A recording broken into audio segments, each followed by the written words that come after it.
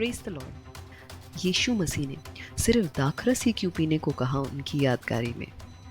Grapes juice की जगह orange juice, mango juice, pineapple juice क्यों नहीं ले सकते? चलिए समझते हैं कि दाखरस हमारे लिए क्या मायने रखता है। लास्ट वीडियो में हमने बात की थी कि हम चर्च में प्रभु भोज के समय अंगूरों का रस यानी दाखरस पीते हैं, शराब नहीं। और साथ ही हमने देखा था कि एक नाज़ीर को अंगूर और अंगूर से बनी कोई भी चीज़ खाने की सख्त मनाही थी। जनगणना 6। तब वो मदिरा तथा अंगूर के रस से अपने को अलग रखेगा। वो अंगूर अथवा मदिरा का सिरका नहीं पिएगा, वो अंगूर का रस भी नहीं पिएगा और ना ताज़ा अथवा सूखा अंगूर ही खाएगा। वो समर्पण व्रत की अवधि में अंगूर की लता, बीज अथवा छिलके से बनी कोई भी वस्तु नहीं खाएगा। पर हम तो जानते हैं कि बाइबल में सिर्फ एक ही फल है जो वर्जित है, या एक ही फ्रूट है जो फोरबिडन है, यानी जिसे खाने की मनाही थी। जी हाँ, आपने बिल्कुल सही पहचाना। उत्पत्ति 2।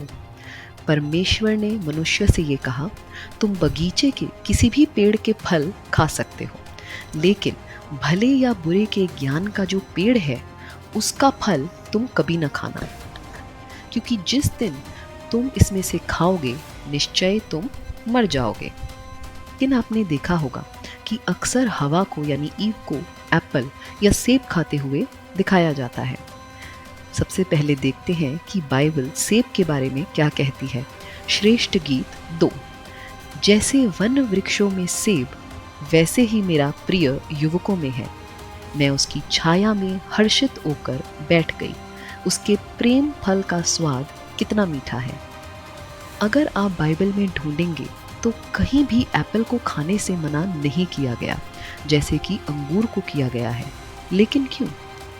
क्योंकि अदन के बाग या गार्डन ऑफ ईडन में हवा ने शैतान के बरगलाने पर जो फल खाया था वो अंगूर था, जिसे खाने की सख्त मनाही थी। इसे और गहराई से समझते हैं। उत्पत्ति 2। परमेश्वर ने सुंदर पेड़ और जिनके फल खाने में अच्छे हैं उगाए, और बगीचे के बीच में जीवन का पेड़ और भले या बुरे के ज्ञान का पेड़ भी लगाया। तो बाग के बीचों बीच 2 पेड़ लगे थे, जिसमें से एक था जीवन का और दूसरा भले बुरे के ज्ञान का। इस बगीचे में और कौन से पेड़ लगे थे वो लिस्ट आपको मिलेगी प्रशासक 9 में। वहाँ थे जैतून वृक्ष, अंजीर वृक्ष, अंगूर की बेल और झड़बेरी। अब इसमें से 2 पेड़ों के बारे में तो बाइबल में लिखा है, अंजीर और झड़बेरी। उत्पत्ति 3 में देखिए, तब उन दोनों की आंखें खुल गई और उन्हें महसूस हुआ कि वो नंगे हैं। इसलिए उन्होंने अंजीर की पत्तियां जोड़कर कपड़े बनाए और अपने नंगे पर को ढक दिया। और झड़बेरी, तुम खेती करोगे लेकिन उसमें कांटे और जंगली पेड़ उगेंगे और तुम खेत की उपज खाओगे। अब देखिए बाकी बचे 2 पेड़ जो थे बगीचे के एकदम बीचों बीच। आप सोच रहे होंगे कि अंगूर की तो बेल है, मैं उसे पेड़ क्यों कह रही हूँ? क्योंकि बाइबल में वाइन को ट्री ही कहा गया है। देखिए यहेजकेल 15 इंग्लिश में। And the word of the Lord came unto me saying, son of man, what is the vine tree more than any tree or than a branch which is among the trees of the forest? तो यहाँ पे wine को tree ही कहा गया है। अब देखते हैं जैतून वृक्ष। तो जैतून वृक्ष है ट्री ऑफ लाइफ यानी जीवन का पेड़। कैसे? देखिए उत्पत्ति 8 में जब नोहा बाढ़ के वक्त जहाज पर था अपने परिवार के साथ, तब उसने एक कबूतर छोड़ा और कबूतर अपनी चोंच में जैतून का एक कोमल पत्ता लेकर जहाज में लौट आया। ये देखकर नोहा समझ गया कि पृथ्वी पर से पानी कम हो गया है। यहाँ जैतून दर्शाता है जीवन को, और जब तक यीशु मसीह हमारे बीच थे तब भी जैतून पर्वत की बहुत इम्पोर्टेंस थी। यहाँ तक कि वो सूली पर चढ़ने से पहले प्रार्थना करने भी जैतून पर्वत ही गए थे। और तो और कि यीशु मसीह तीसरे दिन जी उठने के बाद जब बादलों में उठा लिए गए वो भी जैतून पर्वत ही था। देखिए प्रेरितों के काम 1। जब वे आकाश में दृष्टि गड़ाए हुए मसीह यीशु को स्वर्ग में जाते हुए देख रहे थे, एकाएक सफेद वस्त्रों में 2 व्यक्ति उनके पास प्रकट हुए। तब वे उस पहाड़ी से, जिसे जैतून पर्वत भी कहा जाता है, यरूशलेम लौट गए। ये स्थान यरूशलेम से लगभग 1 किलोमीटर दूरी पर है। और पवित्र आत्मा को भी हम जैतून के तेल से संबंधित करते हैं। तो अब हमारे पास सिर्फ बचा एक वाइन ट्री या अंगूर की बेल, जो है भले या बुरे के ज्ञान का पेड़।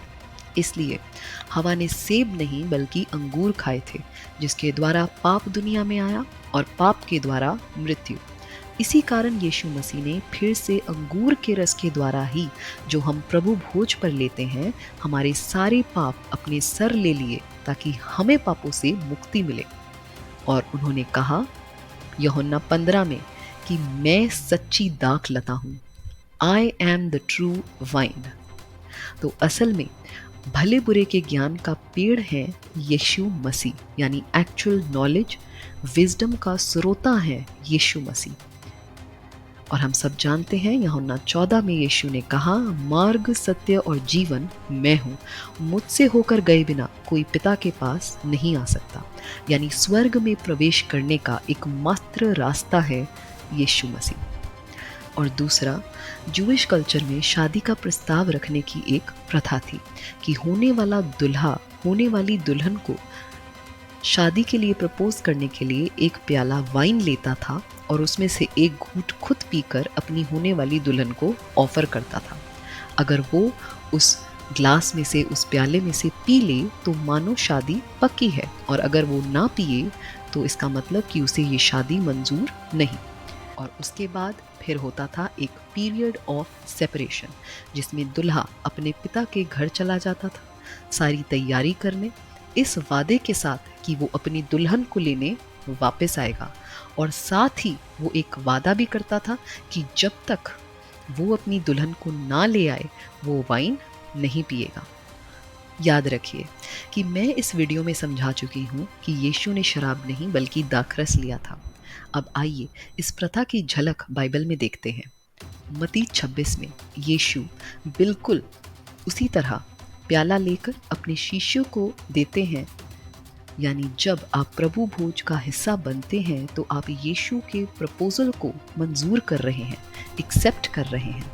और वादे के अनुसार यीशु मसीह अपने पिता के घर गए हैं हमारे लिए इंतज़ाम करने, और हमें अपनी दुल्हन को लेने वो जल्द वापस आएंगे। देखिए यूहन्ना 14, मेरे पिता के यहाँ बहुत निवास स्थान है, यदि ऐसा नहीं होता तो मैं तुम्हें बता देता, क्योंकि मैं तुम्हारे लिए स्थान का प्रबंध करने जा रहा हूँ। यदि मैं जाकर तुम्हारे लिए स्थान का प्रबंध करूं तो मैं फिर आऊँगा और तुम्हें अपने यहाँ ले जाऊँगा, जिससे जहाँ मैं हूँ वहाँ तुम भी रहो।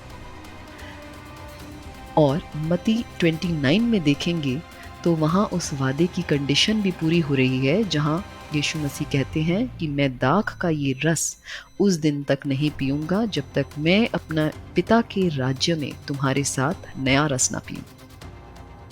यानी यीशु मसीह जब तक हमें अपने साथ वापस नहीं ले जाएंगे वो ये रस दोबारा नहीं पिएंगे। लेकिन यीशु मसीह ने ये क्यों कहा था दाखरस लेते हुए कि ये मेरा लहू है, ये हम समझेंगे आने वाले किसी वीडियो में। क्योंकि हम मनुष्य का स्वभाव है बहुत जल्दी चीज़ों को भूल जाना, और 2000 साल पहले की गई बात अगर हम नहीं रिपीट करेंगे तो ना तो हमारे बच्चे इस बारे में जानेंगे और हम खुद भी इसे भूल जाएंगे। इसलिए यीशु मसीह हमें आज्ञा देकर गए हैं कि मेरी यादगारी में ऐसा किया करो। लूकस 22, ये मेरी स्मृति में किया करो, कि कहीं हम हताश ना हो जाएं, भूल ना जाएं, आने वाली जनरेशन इससे अनजान ना हो, क्योंकि दुल्हा किसी भी वक्त आ सकता है। इसलिए अपनी तैयारी पूरी रखें, कहीं ऐसा ना हो कि 10 में से 5 कुंवारियों की तरह जो दूल्हे के लिए तैयार नहीं थी, आप भी पीछे छूट जाएं।